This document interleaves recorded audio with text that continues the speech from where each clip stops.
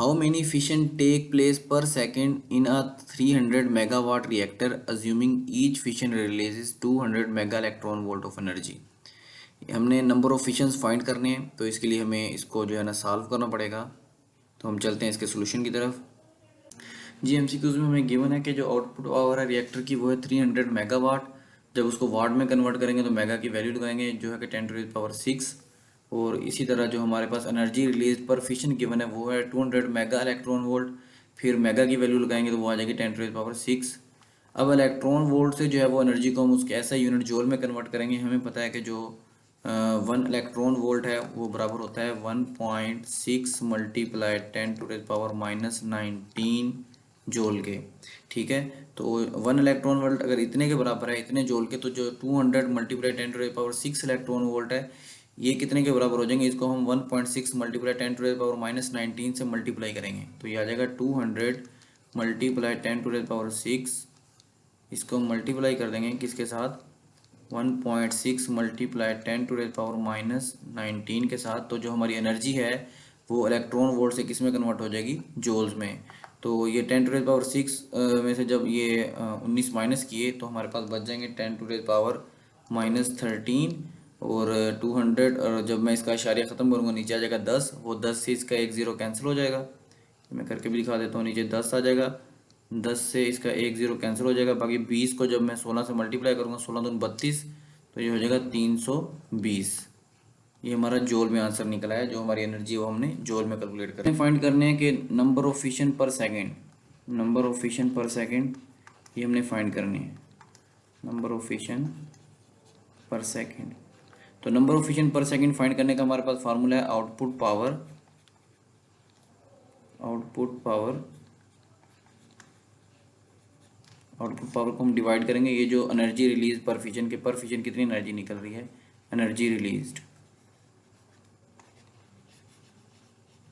जब हम output power को एनर्जी रिलीज पे डिवाइड करेंगे तो हमारे पास नंबर ऑफ फिशन निकल आएंगे। आउटपुट पावर हमें गिवन है 300 मल्टीप्लाई 10⁻16। और ये आउटपुट जो एनर्जी रिलीज है वो हमने जूल में जो कन्वर्ट किया वो लिखेंगे, वो है 320 मल्टीप्लाई 10⁻⁻13। ये 16 नहीं है, ये हमारे पास 6 है। तो ये 13 जब ऊपर जाएगा तो ये 6 में ऐड हो जाएगा, ये हो जाएगा 10⁻13 और 6 19, ये हमारे पास 19 हो जाएगा। ये एक ज़ीरो से एक ज़ीरो कैंसिल हो जाएगा, ऊपर 30 है नीचे 32। जब इनको डिवाइड करेंगे तो आंसर आएगा तकरीबन 0.93 तक। ठीक है, तो ये हमारे पास जब हम इसका 1 पॉइंट आगे मूव करवाएंगे, 9.3 करेंगे, पॉइंट आगे मूव करवाए तो यहाँ से एक जो है वो कम हो जाएगा। 9.3 मल्टीप्लाई 10⁻18, ये हमारा आंसर आ गया। अब हम चेक करते हैं कि हमारे गिवन ऑप्शन में ये ऑप्शन कहाँ पे गिवन है, 9.3 मल्टीप्लाई 10⁻18। तो हम वापस अपने क्वेश्चन पेपर पे चलते हैं। यहाँ पे ये जो बी ऑप्शन है 9.38 मल्टीप्लाई 10⁻18, यही हमारा राइट ऑप्शन है, तो बी को हमने टिक कर दिया।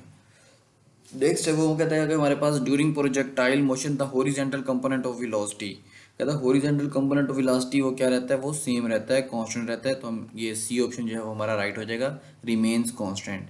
नेक्स्ट है soap film exhibit brilliant colours in sunlight due to, कहता है जो सोप फिल्म होती है उसकी जो कलर ब्रिलियंट शो हो रहे होते हैं वो किस वजह से शो हो रहे होती हैं, वहाँ पे जो फेनोमेना हो रहा होता है वो होता है interference of light. B option जो है वो हमारा राइट होगा। नेक्स्ट है the increase in the entropy means the increase in, कहता है अगर इंट्रोपी बढ़ेगी तो कौन सी चीज़ बढ़ेगी, डिसऑर्डर बढ़ेगा, अनअवेलेबिलिटी ऑफ एनर्जी बढ़ेगी, रैंडमनेस बढ़ेगी, ऑल ऑफ दीज। तो इसका all of these option D option ठीक होगा। ये सारी चीज़ें बढ़ जाती हैं जब हम इंट्रोपी किसी भी सिस्टम की इंक्रीज करते हैं। नेक्स्ट है कि the light of suitable frequency falling on metal surface ejects electron, this phenomena is called, ये फोटो इलेक्ट्रिक इफेक्ट की डेफिनेशन है। डी ऑप्शन हमारा ठीक हो जाएगा। नेक्स्ट है which of the following series of hydrogen spectrum lies in ultra violet region, कहता है इनमें से कौन सी जो सीरीज हैं वो अल्ट्रा वायलेट रीजन में लाई करेंगी। तो लाइमन सीरीज जो होती हैं ये अल्ट्रा वायलेट रीजन में लाई करती हैं। जो बाल्मर सीरीज होती हैं ये विजिबल रीजन में लाई करती हैं। और इसके बाद पास्चन और ब्रैकेट ये दोनों जो है वो इंफ्रारेड रीजन में लाई करती हैं। तो हमसे पूछा गया कि आप बताएं कि अल्ट्रा वायलेट रीजन में कौन सी लाई करती हैं, तो वो जस्ट लाइमन सीरीज हैं। ऑप्शन ए हमारा ठीक होगा। नेक्स्ट है choose the correct statement of a nuclear reactor, कहता है न्यूक्लियर रिएक्टर का क्या काम होता है। जो न्यूक्लियर रिएक्टर होता है moderator slow down the neutron. जो हमारे पास न्यूक्लियर रिएक्टर कहता है वो क्या करता है, न्यूट्रॉन को स्लो करता है। ये ए ऑप्शन इसका ठीक है कि जो हमारे पास मॉडरेटर होता है वो क्या करता है, स्लो डाउन द न्यूट्रॉन, वो न्यूट्रॉन की स्पीड को कम करता है। ठीक है। नेक्स्ट है हमारे पास average distance covered by alpha particle in air before its ionising power ceases is called. ये हमारे पास डेफिनेशन है रेंज की, कि अल्फा पार्टिकल के जो है वो आयोनाइजिंग पावर ख़त्म हो जाने से पहले वो जो जितना डिस्टेंस कवर करता है वो क्या कहलाती है, वो अल्फा पार्टिकल की रेंज कहलाती है। तो बी ऑप्शन हमारा ठीक होगा। The net electric field is zero. The net electric field कहाँ पे जीरो होती है, inside any conductor with a static charge. ये आपने कूलम्स लॉ की जो एप्लीकेशन है वहाँ पर भी ये चीज़ स्टडी की होगी, कि जो हमारे पास एक स्फीयर होता है वहाँ पे जिसकी सरफेस पे स्टैटिक चार्ज हो, उस पर क्या होता है, उसमें जो इलेक्ट्रिक फील्ड होता है इनसाइड वो क्या होता है, ज़ीरो होता है। तो ऑप्शन बी हमारा ठीक होगा। नेक्स्ट एमसीक्यू है हमारे पास, an electric field exert a torque on a dipole only if. वो कहता है जो इलेक्ट्रिक फील्ड है वो टॉर्क एक्सर्ट करेगी, कब एक्सर्ट करेगी, हमें पता है कि जो टॉर्क होता है वो क्रॉस प्रोडक्ट होता है डिस्प्लेसमेंट का और इलेक्ट्रिक फील्ड का। तो क्रॉस प्रोडक्ट में हमें पता है कि कौन सी ट्रिग्नोमेट्रिक रेशो आती है, साइन थीटा। साइन थीटा कब मैक्सिमम आंसर देता है, जब हम थीटा कितना पुट करें, 90 डिग्री। तो हम चेक कर लेते हैं ऑप्शन में हमारे, the field is perpendicular to the dipole moment, यही जो सी ऑप्शन ऑलरेडी ठीक है, यही हमारा राइट ऑप्शन होगा, कि जो फील्ड को परपेंडिकुलर रखेंगे डाइपोल मूवमेंट के तब ही जो है वो टॉर्क एक्सर्ट होगा। परपेंडिकुलर का मतलब हमारा जो एंगल बनेगा वो कितना बनेगा, 90 डिग्री। नेक्स्ट चलते हैं, वो कहते हैं when N type semiconductor is heated. जब आप एन टाइप सेमीकंडक्टर को हीट करते हैं तो number of electrons and hole increases equally. ये डी ऑप्शन हमारा ठीक होगा, कि नंबर ऑफ इलेक्ट्रॉन्स और होल इक्वल अमाउंट में बढ़ेंगे। ऐसा नहीं है कि इलेक्ट्रॉन फ्री इलेक्ट्रॉन आएंगे तो होल्स नहीं आएंगे, ऐसा नहीं है। जितने नंबर ऑफ इलेक्ट्रॉन्स बढ़ेंगे उतने ही हमारे पास होल्स भी बढ़ेंगे। डी ऑप्शन हमारा राइट होगा। नेक्स्ट है which of these is the best description of Zener diode. कहते हैं इनमें से कौन सी चीज़ जो है वो जीनर डायोड को बेस्ट डिस्क्राइब कर रही है। It operates in reverse region, ये बात भी ठीक है। It is a constant voltage device, ये वोल्टेज को जो है वो कांस्टेंट रेगुलेट करता है। It is a constant current device, ये करंट को भी रेगुलेट करता है। ऑल ऑफ दीज, तो इसमें जो है वो हमारे पास D option all of these, ये तीनों के तीनों काम किसके हैं, जेनर डायोड के हैं। नेक्स्ट है वो कहता है two charges are placed a certain distance apart in air. When a dielectric sheet is placed between them, the electrostatic force between them is Coulomb's law से क्वेश्चन है कि अगर दो चार्जेस के दरमियान हम कोई डाइलेक्ट्रिक रखेंगे तो इलेक्ट्रिक फोर्स पर क्या इफेक्ट होगा, इलेक्ट्रिक फोर्स जो है वो कम हो जाती है। ये बहुत ही सिंपल क्वेश्चन था। नेक्स्ट है what is required in a fusion reactor in order to overcome the electrostatic repulsive force between nuclides. वो कहता है अपने इलेक्ट्रोस्टैटिक रिपल्सिव फोर्स को अगर ओवरकम करना है तो आपको क्या चीज़ चाहिए होगी, वेरी हाई प्रेशर, प्रेशर बढ़ाएंगे, टेम्परेचर बढ़ाएंगे या वॉल्यूम कम करेंगे। ये तीनों जो है वो फेवरेबल कंडीशन है इलेक्ट्रोस्टैटिक रिपल्सिव फोर्स को ओवरकम करने के लिए। तो हमारा डी ऑप्शन जो है वो राइट होगा। नेक्स्ट है the period of the physical pendulum is. वो कहते हैं जो फिजिकल पेंडुलम है उसके टाइम पीरियड का क्या फार्मूला है, तो ये जो हमारे पास ऑप्शन ए है यही राइट ऑप्शन है, T is equal to pi L over M G D under root, यही हमारा जो है वो राइट ऑप्शन है। नेक्स्ट है 38 वाला, वो कहता है ओवर डैम्पिंग रिजल्ट्स इन, जब डैम्पिंग बढ़ती है तो slower return to equilibrium, equilibrium की तरफ जाना जो है वो स्लो हो जाता है। ऑप्शन ए हमारा ठीक हो जाएगा। नेक्स्ट है two spheres of same material have radii R1 and R2। दो स्फीयर है उनका मटेरियल सेम है, जस्ट उनके रेडियस चेंज है, पहले का R1 है दूसरे का R2 है। They are heated to same temperature, उनको सेम टेम्परेचर पर हीट किया गया and kept in same enclosure at low temperature, फिर उनको सेम जगह पर रख दिया गया। Their rates of loss of energy are in the ratio. कहता है जो जिस रेट के साथ एनर्जी लॉस होगी उसकी रेशो क्या बनेगी। तो हम चलते हैं इसके सोल्यूशन की तरफ। According to Newton's law of cooling, rate of heat loss is proportional to the surface area of the object and temperature difference between object and its surrounding। ये हमारे पास न्यूटन का लॉ ऑफ कूलिंग है जिसमें वो ये बात करता है कि जो हीट लॉस है वो डायरेक्टली प्रोपोर्शनल होती है एरिया ऑफ द ऑब्जेक्ट और temperature difference between object and its surrounding. जब हम इस प्रोपोर्शनैलिटी साइन को खत्म करते हैं तो हमारे पास एक कॉन्स्टेंट आता है के, जिसे हम कहते हैं thermal conductivity of the material, delta T, ये भी हमारे पास कांस्टेंट है। अभी हम ये भी जानते हैं कि सरफेस एरिया जो होता है स्फीयर का, सरफेस एरिया ऑफ स्फीयर, उसका जो फार्मूला होता है हमारे पास वो बराबर होता है एरिया जो है वो बराबर होगा हमारे पास 4 पाई आर स्क्वायर तो हम ये वैल्यू यहाँ पे पुट करते हैं, इसे Q1 के लिए एक दफ़ा लिखते हैं और फिर एक दफ़ा Q2 के लिए लिखते हैं। Q1 के लिए ये एक इक्वेशन हमारे पास हो जाएगी के, एक जगह हम लिखेंगे 4πr², अगर Q1 है तो यहाँ पे क्या आ जाएगा R1 और डेल्टा टी वही, और Q2 के लिए भी सेम हम लिखेंगे के 4π, क्योंकि इनके रेडियस चेंज है तो इसको लिखेंगे R2² डेल्टा टी।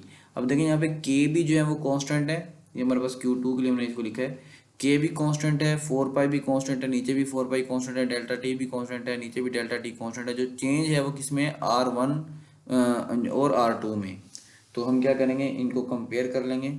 अगर हम इनको कंपेयर करें तो हमारे पास जो फाइनल आंसर बनेंगे वो बनेंगे Q1/Q2। अगर इनको डिवाइड किया जाए तो ये हमारे पास हो जाएगा, Q1 की वैल्यूज़ ऊपर लिखें के 4πr1² डेल्टा टी ओवर के 4πr2² डेल्टा टी। अब ये सारी चीज़ें कैंसिल हो जाएंगी, जो चीज़ें हमारे पास बचेगी वो बचेगी Q1/Q2 is equal to R1² ये हमारे पास बचेगा। तो हम अभी चेक करते हैं ये ऑप्शन हमारा कौन सा बन रहा है जिसमें हमारे पास गिवन हो R1²/R2²। चलते हैं वापस अपने पेपर पर। तो जी हम देखते हैं यहाँ पे R1²/R2², ये हमारे पास जो बी ऑप्शन है ये हमारा राइट वन होगा। इसमें गिवन है R1²/R2², ये पहले में गिवन है R2²/R1², ये हमारा नहीं होगा, मीन इसमें जो ऑर्डर है वो रिवर्स है, R1 ऊपर आएगा और R2 नीचे आएगा। हमारा बी ऑप्शन जो है वो ठीक होगा। ठीक है, अभी नेक्स्ट चलते हैं। वो नेक्स्ट क्वेश्चन में कहता है which of the following statement is wrong, कहता है इनमें से कौन सी स्टेटमेंट जो है वो गलत है। पहली स्टेटमेंट पढ़ते हैं, कहता है rough surface are better radiators than smooth surface, ये बात भी ठीक है। High polished mirror surface are very good radiator, radiator नहीं, जो हमारे पास हाई पॉलिश सरफेस होती है वो रिफ्लेक्टर अच्छी होती है। चलिए नेक्स्ट चलते हैं फिर भी। Black surface are better absorber than white ones, ये बात भी ठीक है क्योंकि ब्लैक बॉडी जो है वो ज़्यादा हीट को ऑब्जॉर्व करती है।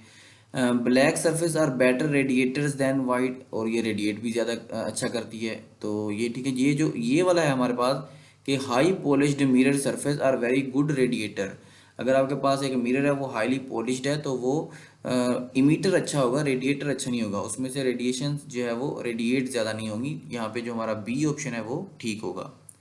नेक्स्ट है वो कहता है if the temperature of the sun is doubled, कहता है अगर आप सन के टेम्परेचर को डबल करें तो the rate of energy received on the earth will be increased by a factor, तो कितने गुना जो है वो एनर्जी रिलीज जो है वो बढ़ जाएगी। अकॉर्डिंग टू स्टीफन लॉ हमने पढ़ा हुआ है, जो एनर्जी रिलीज होगी वो डायरेक्टली प्रोपोर्शनल होती है टेम्परेचर की 4th पावर के। अब आपने क्या किया है, जो temperature of the sun is double किया है, तो हमारे पास जब हम टेम्परेचर के 2 का जो 4 पावर लेंगे तो ये हमारे पास आ जाएगी 16, तो 16 टाइम्स डी ऑप्शन जो है वो हमारा राइट वन होगा। नेक्स्ट है वो कहता है a body in a room cools from 90 degree centigrade to 80 degree centigrade in 5 minute, एक बॉडी है वो 90 डिग्री सेंटीग्रेड से 80 डिग्री सेंटीग्रेड तक आई है, कितने टाइम में, 5 मिनट में। The time taken to cool from 70 degree centigrade to 60 degree centigrade is, वो कहता है अब सेम टेम्परेचर डिफरेंस है, यहाँ पर भी 10 का डिफरेंस है 90 टू 80, और यहाँ पर भी 10 का डिफरेंस है 70 टू 60। वो कहता है बताएं पहले में तो लगे थे 5 मिनट, कहता अगले अगले जो डिक्रीज है टेम्परेचर में उसमें कितना टाइम लगेगा, उसमें जो हमारा टाइम लगेगा वो 5 मिनट नहीं होगा, वो मोर देन 5 मिनट होगा। उसमें जो हमारा टाइम लगेगा वो मोर देन 5 मिनट होगा। उसकी रीज़न क्या है, उसकी रीज़न ये है कि the rate at which an object cools is proportional to the difference in temperature between the object and the surrounding, के मीन्स कि जितना ऑब्जेक्ट और सराउंडिंग में टेम्परेचर डिफरेंस होगा उस हिसाब से जो है वो ऑब्जेक्ट कूल होगा। पहले जो टेम्परेचर डिफरेंस था वो ज़्यादा था, मीन्स ये जो ऑब्जेक्ट है वो 90 पे था, और जो हमारी सराउंडिंग होगी उसका भी कोई खास टेम्परेचर होगा। अब देखिए यहाँ से जो 10 डिग्री सेंटीग्रेड कम हुआ है टेम्परेचर, वो टेम्परेचर भी कहाँ गया है, वो सराउंडिंग में गया। अब सराउंडिंग का टेम्परेचर बढ़ चुका है, जब सराउंडिंग का टेम्परेचर बढ़ जाएगा तो जो सिस्टम का टेम्परेचर है उसको जो है वो ठंडा होने में या उसका टेम्परेचर कम होने में जो टाइम है वो ज़्यादा लगेगा एज़ कम्पेयर टू ये पहली कंडीशन के मुकाबले में। तो हमारा जो सी ऑप्शन होगा वो यहाँ पे क्या हो जाएगा, वो राइट वन होगा। नेक्स्ट चलते हैं, वो कहता है which of the following is not a property of solid, कहता है इनमें से कौन सी जो है वो सॉलिड की प्रॉपर्टी नहीं है। तो देखते हैं पहला ऑप्शन है the solids have a high density in comparison to gases, कहता है सॉलिड की डेंसिटी हाई होती है, ये बात भी ठीक लिखी हुई है। बी ऑप्शन है सॉलिड हैव डेफिनाइट शेप, वो कहता है सॉलिड की शेप जो है वो डेफिनाइट होती है, ये भी ठीक बात ठीक है। Solid have an indefinite volume not easily compressed, indefinite volume ये बात जो है वो गड़बड़ वाली है, क्योंकि सॉलिड का वॉल्यूम भी जो है वो डेफिनाइट होता है। सी ऑप्शन जो है वो हमारा ठीक होगा। आगे देखें solid have relatively strong intermolecular force, ये बात भी ठीक है। तो जो सी ऑप्शन है वो हमारा ठीक होगा यहाँ पे, कि सॉलिड जो है वो इनडेफिनाइट उनका वॉल्यूम होता है और वो इजीली कंप्रेस्ड भी नहीं होते। ठीक है, ऐसा नहीं होता, क्योंकि हमने हमने रॉन्ग स्टेटमेंट टिक करनी थी। तो यहाँ पे जो सी वाली स्टेटमेंट है वो रॉन्ग है अबाउट सॉलिड्स, तो सी हमारा क्या होगा, राइट ऑप्शन होगा। नेक्स्ट है the repulsive energy is always, कहता है जो रिपल्सिव एनर्जी होती है वो हमेशा क्या होती है, रिपल्सिव एनर्जी हमेशा पॉजिटिव होती है। ये बात आपको याद रखनी पड़ेगी। जो हमारे पास नेगेटिव एनर्जी होती है ये अट्रैक्शन को शो करती है, और जो पॉजिटिव एनर्जी होती है ये रिपल्शन को शो करती है। नेक्स्ट है repeatable entity of a crystal structure is known as, ये हमारे पास यूनिट सेल की डेफिनेशन है, सी ऑप्शन हमारा ठीक होगा। In a simple model the unforced rising of hot air can be attributed to, वो कहता है अगर हमारे पास एक सिंपल सा मॉडल है उसमें जो गर्म हवा है वो खुद ब खुद ऊपर उठती है, उसकी रीज़न क्या होती है, उसकी रीज़न ये है कि the low specific heat of air, कि जो हमारे पास एयर है उसकी जो स्पेसिफिक हीट है वो लो है, तो इसलिए जो हीट है वो खुद ब खुद जो है वो ऊपर उठती है। बी ऑप्शन हमारा ठीक होगा।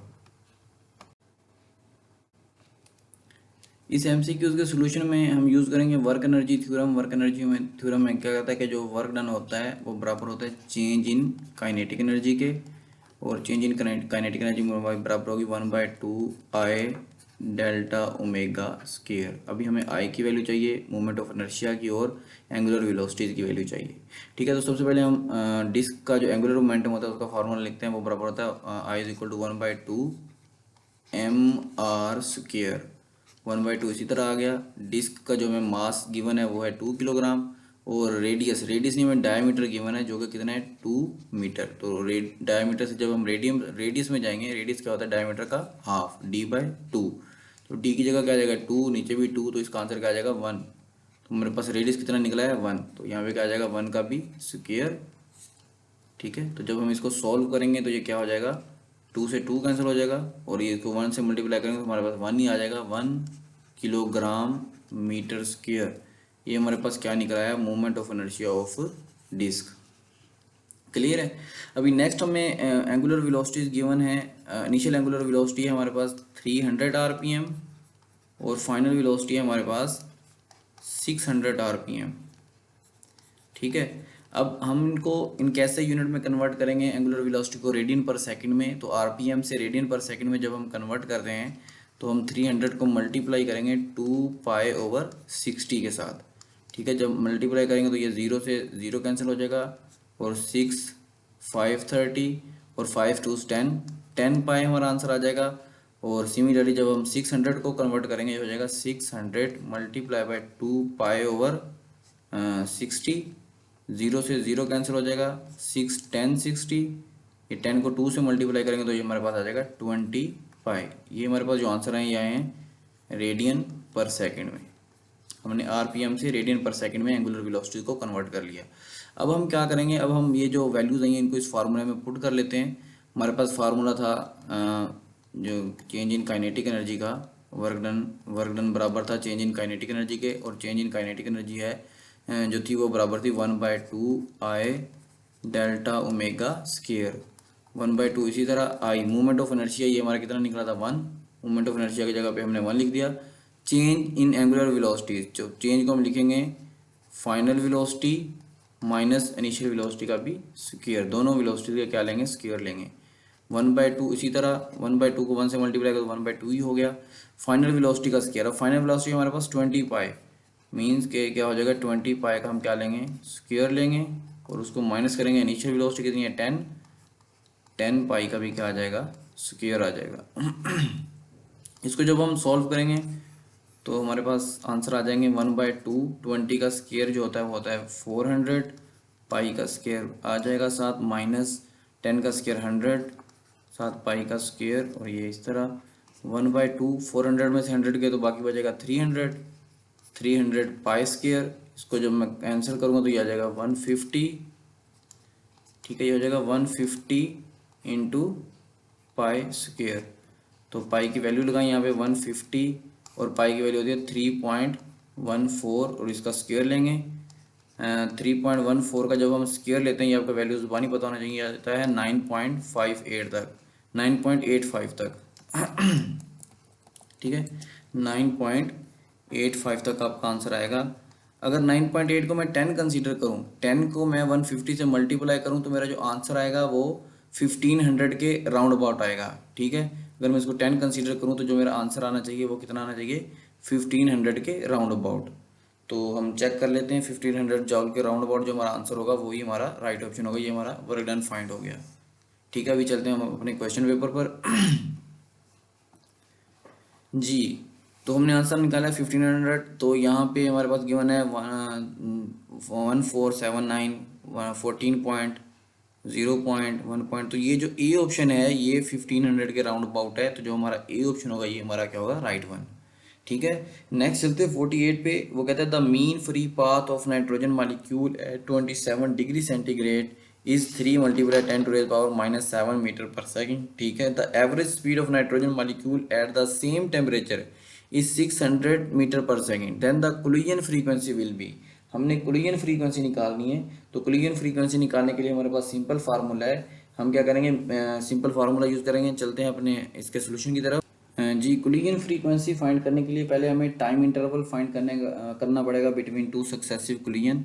तो टाइम पीरियड का जो हमारे पास फार्मूला है वो यहाँ पे होगा कि mean free path divided by velocity, mean free path divided by velocity. जब हम मीन फ्री पाथ को वेलोसिटी पे डिवाइड करेंगे तो हमारे पास आंसर आ जाएगा। मीन फ्री पाथ में गिवन है 3 मल्टीप्लाई 10⁻⁻7 और वेलोसिटी गिवन है 600। जब हम इसे डिवाइड करेंगे तो इसको हम कैसे डिवाइड करेंगे, 3 2 नीचे आ जाएगा 200। तो 200 को हम इस तरह से भी लिख सकते हैं कि ऊपर मैं लिखूँ 1 मल्टीप्लाई 10⁻⁻7 डिवाइडेड बाई 2 मल्टीप्लाई 10⁻²। इस तरह से भी हम 200 को लिख सकते हैं। ठीक है, तो 1/2 को अगर मैं लैदा से सॉल्व करूँ तो ये मेरे पास हो जाएगा 0.5 मल्टीप्लाई बाय 10⁻⁻7। ये ऊपर जाके क्या हो जाएगा 10⁻, नीचे प्लस का 2 है तो ऊपर जाके माइनस का 2 हो जाएगा। ठीक है, इसको अगर हम साइंटिफिक नोटेशन में लिखें तो ये पॉइंट को मैं आगे मूव करवाऊंगा। ये हो जाएगा 5 मल्टीप्लाई 10⁻⁻7 और 2 7 8 9 और एक जो ये मैंने पॉइंट आगे मूव करवाया ये हो जाएगा 10।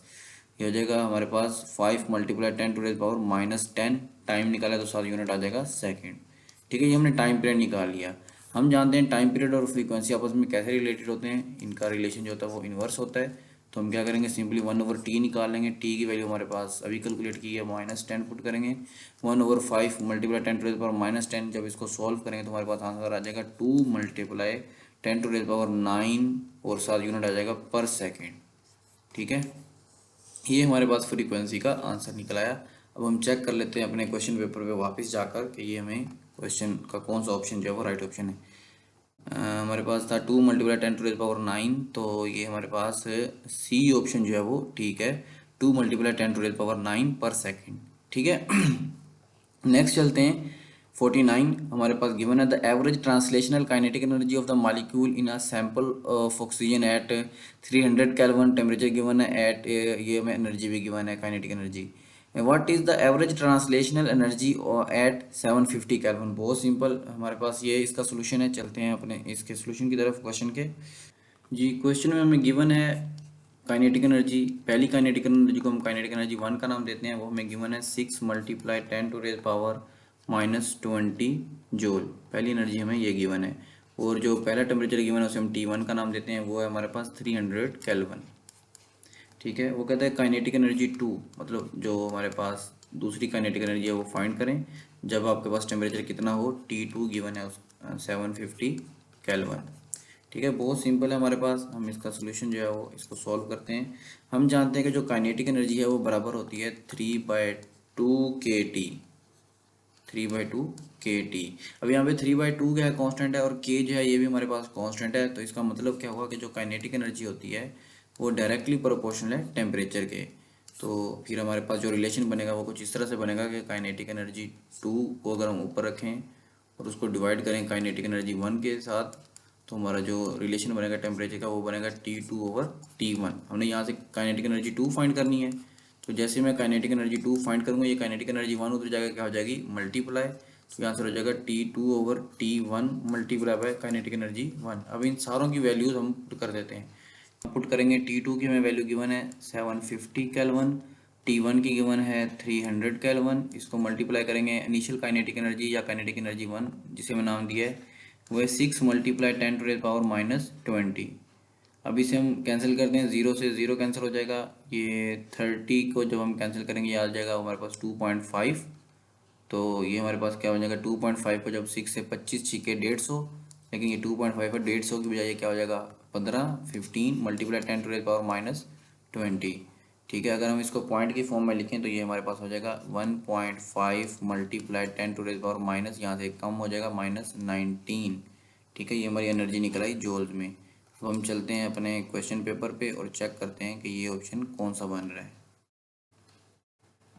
1.5 मल्टीप्लाई 10⁻⁻19, ये हमारा जो बी ऑप्शन है वो राइट वन होगा। ठीक है, अभी चलते हैं हमारा आज का लास्ट MCQs इसी पेपर का। उसमें वो कहता है the linear density of a vibrating string is, linear density given है, a transverse wave is propagating on the string and is described by the equation भी गिवन है, x and y are measured in metre and t in seconds, the tension in the wire is, tension हमें जो है वो calculate करनी है। तो सबसे पहले हम जो है वो चलते हैं इसके सोल्यूशन की तरफ। जी, तो हमारे पास जो गिवन इक्वेशन है वो है y is equal to 0.21 sine x plus 30t, ये हमें जो है वो गिवन इक्वेशन है। अब जो जनरल इक्वेशन होती है, जनरल इक्वेशन वो क्या होती है हमारे पास, वो होती है y is equal to A sine, ये यहाँ पे एम्पलीट्यूड को शो कर रहा है, ए साइन के एक्स प्लस ओमेगा टी, ये हमारे पास जनरल इक्वेशन होती है। जब हम यहाँ से कंपेयर करेंगे तो हमें पता चलेगा यहाँ पर जो k है वो बराबर होगा हमारा के एक्स के साथ, क्या कोई भी वैल्यू नहीं है तो हमारे पास k1 के बराबर आ जाएगा, और जो हमारा ओमेगा है वो बराबर आ जाएगा ओमेगा, हमारा ओमेगा टी मतलब ये ओमेगा हमारा बराबर होगा 30 के। हमें k की वैल्यू भी मिल गई और ओमेगा की वैल्यू भी मिल गई, और हम जानते हैं वी नो दैट कि जो हमारे पास v होता है v बराबर होता है ओमेगा ओवर k। तो जैसे हम यहाँ पे वैल्यू पुट करेंगे हमारे पास v की वैल्यू भी निकल आएगी, ओमेगा की वैल्यू 30 है, k की भी 1 फाइंड किया, तो ये हमारे पास आ जाएगी 30 मीटर पर सेकंड, ये हमें वेलोसिटी की वैल्यू भी मिल गई। अब हम जानते हैं कि जो रिलेशन होता है वेलोसिटी का और टेंशन का वो होता है v is equal to tension over density, और ये अंडर रूट में।